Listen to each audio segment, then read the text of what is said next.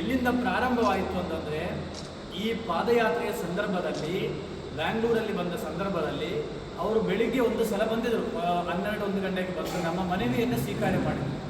ಆ ಸ್ವೀಕಾರ ಮಾಡುವ ಸಂದರ್ಭದಲ್ಲಿ ನಾವು ಅವ್ರು ಕೇಳಿದ್ದೀವಿ, ನೋಡಿ ಮಂತ್ರಿಗಳೇ, ತಾವು ಬಂದು ಮನವಿ ಇಸ್ಕೊಂಡು ಹೋದರೆ ಇದು ಪಾದಯಾತ್ರೆ ನಿಲ್ಲೋದಿಲ್ಲ, ಅಲ್ಲ ಈ ಸಭೆ ಉಪವಾಸ ನಿಲ್ಲಿಸೋದಿಲ್ಲ, ನಾವು ಕಂಟಿನ್ಯೂ ಮಾಡುತ್ತೇವೆ, ನಮ್ಮ ಬೇಡಿಕೆಗಳು ಒಂದಷ್ಟು ಈಡೇರಿಸಬೇಕು ಅಂತ ಹೇಳಿ ನೀವು ಭರವಸೆ ಕೊಟ್ಟಂದರೆ ಅಷ್ಟೇ ನಾವು ಎದ್ದೇಳ್ತೀವಿ ಅಂತ ಹೇಳಿದ. ಆಯಿತು ಸ್ವಾಮಿಗಳೇ, ನಾನು ಹೋಗಿ ಸಿ ಎಂ ಹತ್ರ ಹೋಗಿ ಮತ್ತೆ ಮಾತಾಡ್ಕೊಂಡು ಬರ್ತೀನಿ ಅಂತ ಹೇಳಿದ್ರು. ನಾವು ಉಪವಾಸ ಮುಂದುವರಿಸಿದ್ರು. 9 ಗಂಟೆಗೆ ಮತ್ತು ತಂಗಡಿಗೆ ಅವರು ಅಲ್ಲಿ ಬಂದರು. ಬಂದಾಗ ನಾವು ಅವ್ರ ಮುಂದೆ ಇಟ್ಟಿರ್ತಕ್ಕಂಥ ಡಿಮ್ಯಾಂಡ್ ಒಂದೇ, ನೀವು ನಮ್ಮನ್ನೇ ನಮ್ಮ ಮುಖಂಡರನ್ನೇ ಕರೆಸ್ಕೊಂಡು ಹೋಗಿ ಸಿ ಎಮ್ಮಿನ ಜೊತೆ ಒಂದು ಸಲ ಕೂಡಿಸ್ಬೇಕು. ಬೇಡಿಕೆ ಈಡೇರಿಸೋ ನಿಮ್ಮ ಜವಾಬ್ದಾರಿ ಅಲ್ಲೇ ಅಲ್ಲ, ಒಳ್ಳೆ ನಿಮ್ಮನ್ನು ಕೆಲಸ ಏನಪ್ಪ ಅಂತಂದರೆ ಮುಖ್ಯಮಂತ್ರಿ ಹತ್ರ ಕರ್ಕೊಂಡು ಹೋಗೋದು ನಿಮ್ಮ ಜವಾಬ್ದಾರಿ. ಅದಿದ್ರೆ ಅಷ್ಟೇ ನಾನು ಈ ಉಪವಾಸ ಸತ್ಯಾಗ್ರಹವನ್ನು ನಿಲ್ಲಿಸ್ತೀನಿ ಅಂತಕ್ಕಂಥದ್ದು ಭಾರಿ ಅವರು ಹೇಳಿದರು. ಅದು ಸುಮಾರು 700 ಕಿಲೋಮೀಟ್ರ್ ಭಾಳ ಕಷ್ಟಪಟ್ಟು ಸಂಕಲ್ಪವನ್ನು ಮಾಡಿರ್ತಕ್ಕಂಥ ಪಾದಯಾತ್ರೆ.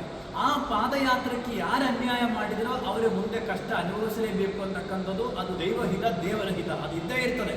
ಯಾಕಂದರೆ ನಮ್ಮ ಉಸಿರು ಕಷ್ಟದ ಮಾಡಿಸಿದರೆ ಅದು ಅನುಭವಿಸ್ತಾರೆ, ಅದು ಬೇರೆ ವಿಷಯ, ಯಾರ್ಯಾರು ಮಾಡಿದ್ರು ಕೂಡ. ಆದರೆ ತಂಗಡಿಗೂ ನಮ್ಮದು ಏನಪ್ಪ, ಅವರು ಕರ್ಕೊಂಡು ಸಿ ಎಂ ಹತ್ರ ಕೂಡಿಸಲಿಲ್ಲ. ಒಂದು ಡೇಟ್ ಕೇಳಿದ್ರು ಅವರು, ಫೆಬ್ರವರಿ 26ನೇ ತಾರೀಕಿನ ಒಳಗಡೆ ಮೀಟ್ ಮಾಡಿಸ್ತಂತಂದರು. ಪಾದಯಾತ್ರೆ ಉಪವಾಸ ಸತ್ಯಾಗ್ರಹ 12ಕ್ಕೆ 14 ದಿನ ಇತ್ತು. ಮತ್ತು ನಾನು ಹೇಳಿದೆ, ಇನ್ನೊಂದು 2 ದಿನ ತಗೊಳ್ಳಿ, ಮಾರ್ಚ್ 1ನೇ ತಾರೀಕು ಮಾಡಿಕೊಡಿ ಅಂತ ಹೇಳಿದೆ. ಆ ಮಾರ್ಚ್ 1ನೇ ತಾರೀಕಿನೊಳ ಗುರುಗಳೇ, ನಾನು ಸಿ ಎಂ ಹತ್ರ 2-3 ಸಲ ಹೋಗಿದ್ರು ಕೂಡ ನಿಮ್ಮ ಮಧು ಬಂಗಾರಪ್ಪನವರು ಬೆಂಗಳೂರಿನ ಈಡಿಗ ಸಂಘದ ಅಧ್ಯಕ್ಷರು ಸೇರಿಕೊಂಡು ಯಾವುದೂ ಕಾರಣಕ್ಕೂ ಪರಮಾನಂದ ಸ್ವಾಮಿಗಳು ಮತ್ತು ಮುಖಂಡರುಗಳು ಸಮಾಜದವ್ರನ್ನ ಭೇಟಿಯಾಗಬಾರ್ದು, ಮುಖ್ಯಮಂತ್ರಿನ ಭೇಟಿ ಅಡ್ಡಾಡ್ತಾ ಇದ್ದಾರೆ, ಇದು ತಂಗಡಿಗೆ ಹೇಳಿದಾರಂತೆ.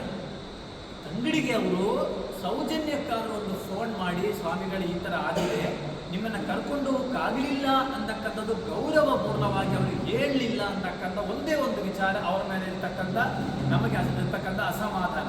ಅದನ್ನೇ ಕೊಪ್ಪಳ ಜಿಲ್ಲೆಯವರಿಗೆಲ್ಲ ಮಾತಾಡಿಕೊಂಡು ನಾವು ಒಂದು ತಂಗಡಿಗೆಯವರ ಮನೆ ಮುಂದೆ ಪ್ರತಿಭಟನೆ ಮಾಡುವಂತಕ್ಕಂಥ ರೀತಿಯಲ್ಲಿ ನಿರ್ಣಯ ತೆಗೆದುಕೊಂಡ್ರು. ಒಂದು ವೇಳೆ ಈ ವಿಡಿಯೋ ತಾವು ಕೇಳಿರ್ಬೋದು.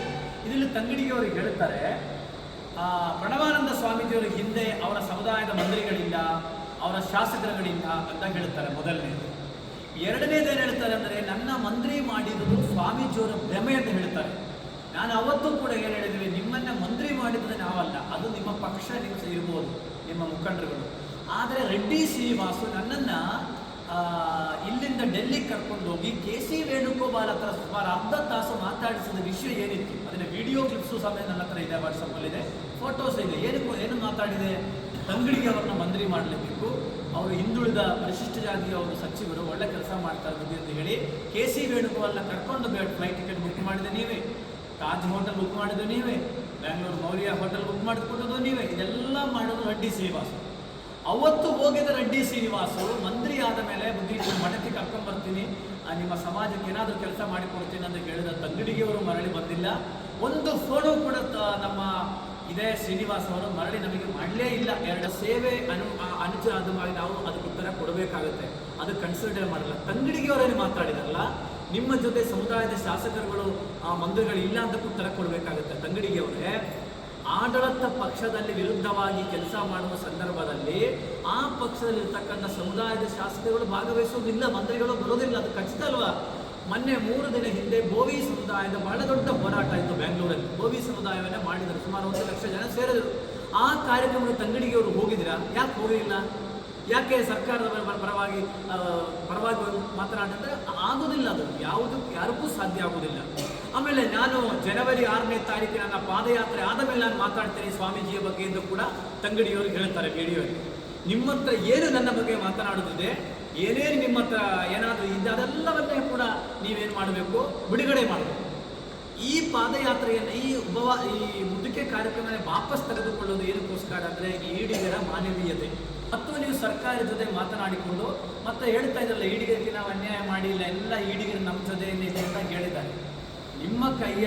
ನಿಮ್ಮ ಕೈಯಿಂದ ಮುತ್ತಿಗೆ ಕೆಲಸ ತಗೊಂಡು, ನಿಮ್ಮ ಹೆಲ್ಪ್ ತಗೊಂಡು ಬದುಕತಕ್ಕಂಥ ಒಂದಷ್ಟು ಜನ ನಮ್ಮಲ್ಲಿ ಇರ್ಬೋದು, ಒಂದು 3-4 ಜನ ಇರ್ಬೋದು, ಅವರು ನಿಮ್ಮ ಪರವಾಗಿ ಮಾತನಾಡಿರ್ಬೋದು. ಆದರೆ ಅದರ ಅರ್ಥ ಏನು, ಇಡೀ ಈಡಿಗರು ನಿಮ್ಮ ಪರವಾಗಿ ಅಂತ ಅಲ್ಲ. ಸ್ಪಂದಿಸಲಿಲ್ಲ ಅಂತ ಒಂದೇ ಕಾರಣಕ್ಕೋಸ್ಕರ ನಾವು ಮುತ್ತಿಗೆ ಕಾರ್ಯಕ್ರಮವನ್ನು ಇಟ್ಟುಕೊಂಡಿದ್ದೀವಿ. ಅದು ಈ ಒಂದು ಪರಿಸ್ಥಿತಿಯಲ್ಲಿ ಅವರ ಮಕ್ಕಳು ಹೆಂಡತಿ ಎಲ್ಲ ಇರ್ತಾರೆ ಮನೆಯಾಗ, ನಾವು ಅದು ಸರಿಯಾದ ರೀತಿ ಅಲ್ಲ ಅಂತ ಹೇಳಿಕೊಂಡು ಅವರ ಮೇಲೆ ಗೌರವ ಇದೆ. ಯಾಕಂದರೆ ಅವರು ಕೂಡ ಪರಿಶಿಷ್ಟ ಜಾತಿ ಪರಿಶಿಷ್ಟ ಪಂಗಡಕ್ಕೆ ಸೇರಿರ್ತಕ್ಕಂಥ ಒಬ್ಬ ವ್ಯಕ್ತಿ, ಅವರೇನು ಬೇರೆ ಏನು ಅಲ್ಲ.